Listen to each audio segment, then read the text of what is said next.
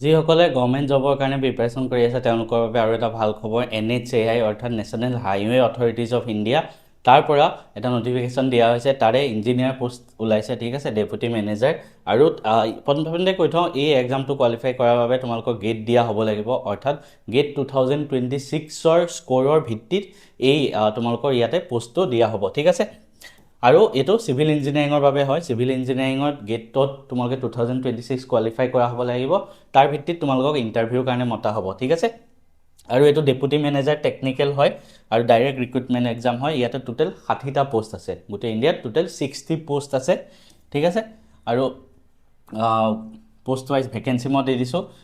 Unreserved 26টা, OBC NCL 16টা, তাৰপিছত SC কাৰণে 9টা, EWS 5টা, বাকী ST কাৰণে হ'ল টোটেল 4টা, ঠিক আছে।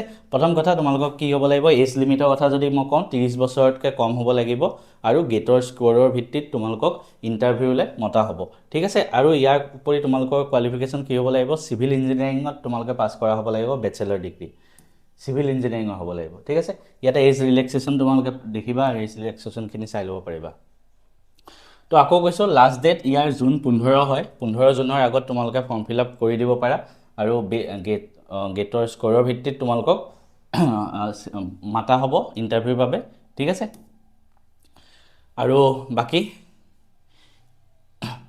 OBCৰ বাবে কি হ'ল, চাৰ্টিফিকেশ্যন ভেলিডিটি ৰুল, এইবিলাক তোমালোকে ডিটেইল নটিফিকেশ্যনটোত তোমালোকে চাই ল'ব পাৰিবা। মই ডিটেইল নটিফিকেশ্যনটো আমাৰ এই ভিডিঅ'টোৰ ডেছক্ৰিপশ্যনত মই দি থৈ দিম, তাৰ পৰা গৈ তোমালোকে এপ্লাই কৰিব পাৰিবা।